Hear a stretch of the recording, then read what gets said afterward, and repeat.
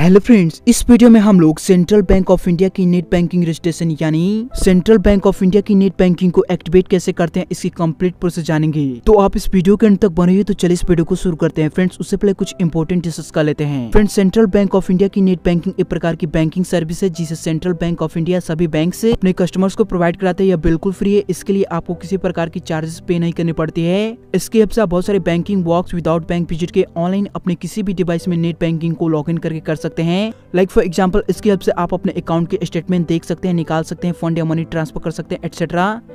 और बहुत सारी बैंकिंग वर्क है जिसे आप ऑनलाइन विदाउट बैंक विजिट के नेट बैंकिंग थ्रू कर सकते हैं। फ्रेंड्स, इसके हेल्प से आपका बहुत सारा टाइम सेव हो जाता है और आपको छोटी छोटी वर्क के लिए बार बार बैंक विजिट नहीं करना पड़ता है।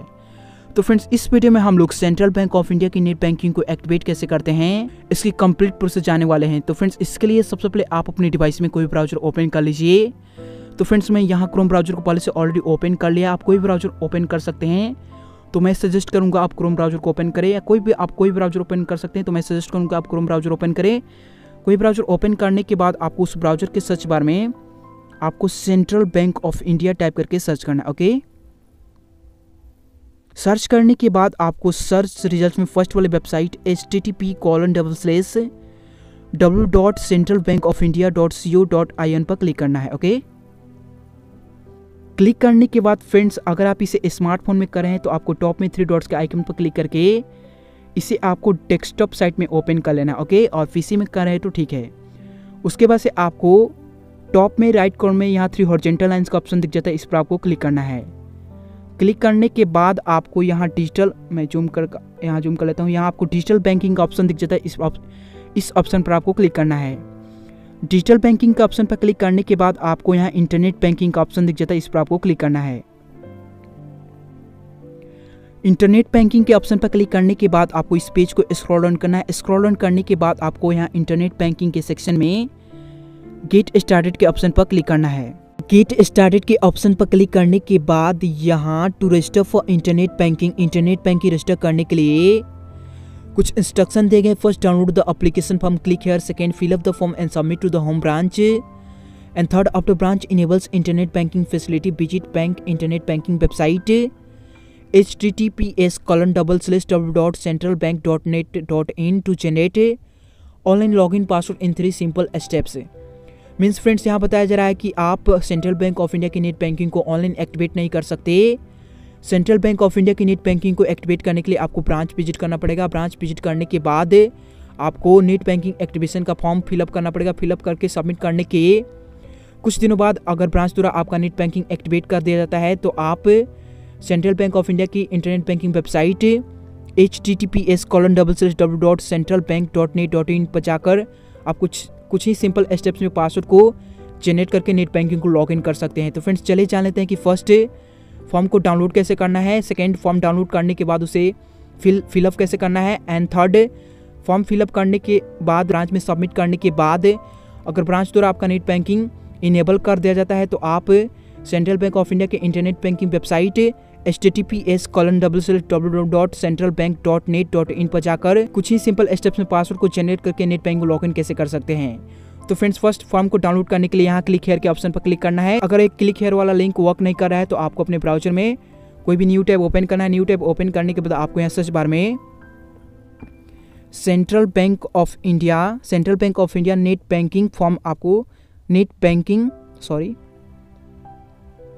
नेट बैंकिंग फॉर्म आपको टाइप करके सर्च करना है। ओके, सर्च करने के बाद आपको पेज को स्क्रॉल ऑन करना है। स्क्रॉल ऑन करने के बाद आपको थर्ड वाली वेबसाइट https://www.centralbank.net.in उसके सामने PDF लिखा होगा और उसके नीचे application form for delivery channel services central bank of India, इस पर आपको क्लिक करना है। जैसे आप क्लिक करेंगे तो यहाँ फॉर्म डाउनलोड करने का ऑप्शन आ जाएगा, तो आप यहाँ डाउनलोड के ऑप्शन पर क्लिक करके इस फॉर्म को डाउनलोड कर लेना है। ओके, डाउनलोड करने के बाद आपको इसे किसी भी PDF व्यूअर में ओपन करना है। ओपन करने के बाद फॉर्म आपको कुछ इस तरह का दिखेगा। तो चलिए अब जान लेते हैं कि इसे फिलअप कैसे करना है। तो फिलअप करने के लिए फ्रेंड्स, टॉप में आपको यहाँ फर्स्ट सेक्शन में आपको यहाँ फर्स्ट नेम को कैपिटल, आप यहाँ जो भी एंटर करेंगे वो कैपिटल लेटर में एंटर करेंगे। फर्स्ट सेक्शन में आपको फर्स्ट नेम को एंटर करना है, अप्लीकेंट्स नेम को एंटर करना है, उसके बाद से मिडिल नेम को एंटर करना है। अगर मिडिल नेम है तो इसे छोड़ सकते हैं। और उसके बाद से लास्ट सीओ नेम को एंटर करना है, उसके बाद से एड्रेस को एंटर करना है। एड्रेस एंटर करने के बाद आपको पिन आपका जो भी पिन कोड है वो उसे एंटर करना है। उसके बाद से डेट ऑफ बर्थ को DD-MM-YY के फॉर्मेट में एंटर करना है। उसके बाद से पैन नंबर को एंटर करना है।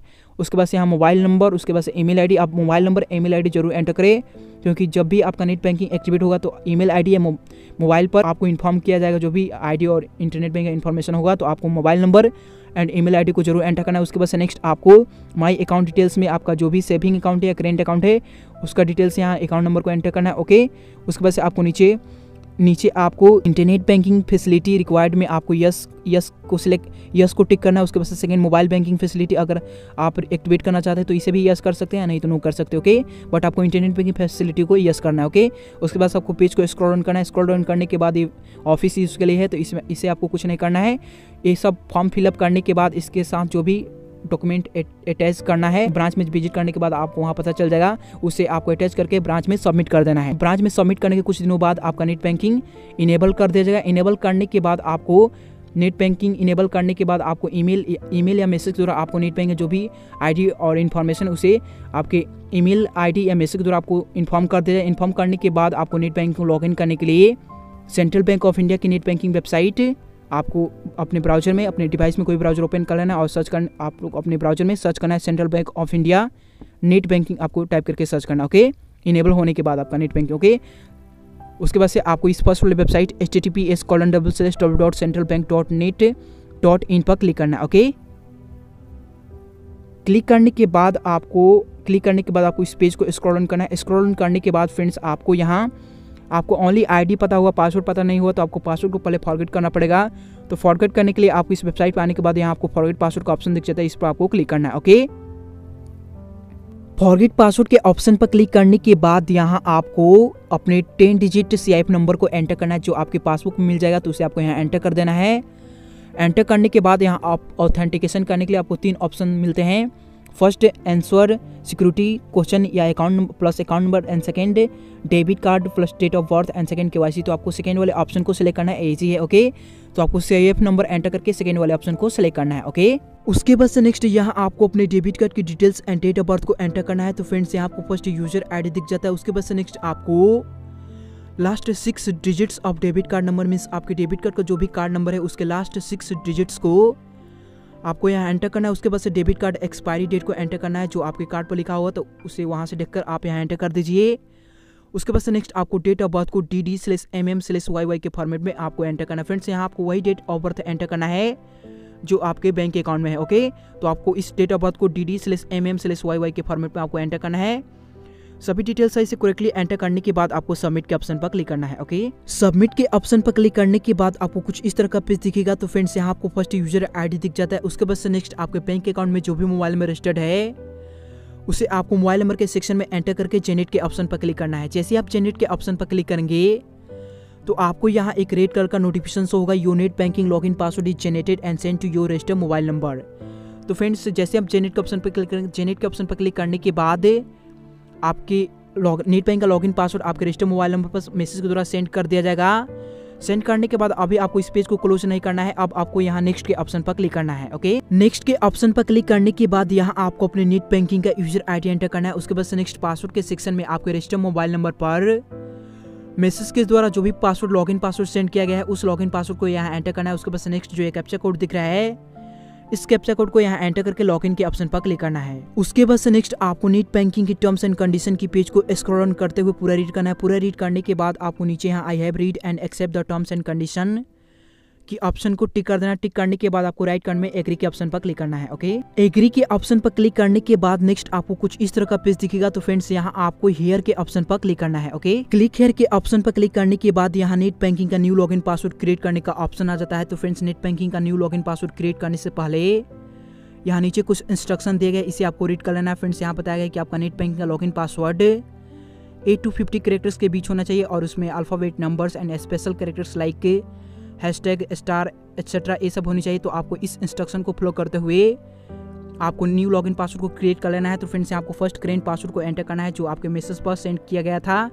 उस करेंट पासवर्ड को एंटर करने के बाद आपको न्यू पासवर्ड को इस इंस्ट्रक्शन को फॉलो करते हुए एंटर करना है। उसके बाद आपको फिर से न्यू पासवर्ड को री एंटर करना है, कंफर्म करना है। कंफर्म करने के बाद आपको नेक्स्ट सबमिट के ऑप्शन पर क्लिक करना है। ओके, सबमिट के ऑप्शन पर क्लिक करने के बाद यहाँ your password has been successfully changed and it will be in effect from your next login. Means friends, अब आपका नेट बैंकिंग का लॉगिन पासवर्ड सक्सेसफुली चेंज हो चुका है। अब आप यहाँ कंटिन्यू का ऑप्शन पर क्लिक करके नेट बैंकिंग लॉगिन कर सकते हैं, या एग्जिट पर क्लिक करके आप इसे एग्जिट कर सकते हैं। तो अभी आपको एग्जिट पर क्लिक करके इसे एग्जिट कर देना। एग्जिट करने के बाद आप next central bank of India के नेट बैंकिंग ऑफिशियल वेबसाइट पर विजिट करके आप आईडी और जो पासवर्ड न्यू पासवर्ड क्रिएट किए उसके थ्रू आप नेट बैंकिंग को लॉगिन कर सकते हैं। तो फ्रेंड्स, इस तरह से आप सेंट्रल बैंक ऑफ इंडिया की नेट बैंकिंग को एक्टिवेट कर सकते हैं। तो आई होप फ्रेंड्स ये वीडियो आपको पसंद आया होगा। अगर वीडियो उस पर लगे तो प्लीज इस चैनल को सब्सक्राइब जरूर करें और वीडियो को लाइक कमेंट्स एंड शेयर करना ना भूलें। मिलते हैं किसी अगले वीडियो में, तब तक के लिए bye, have a good day.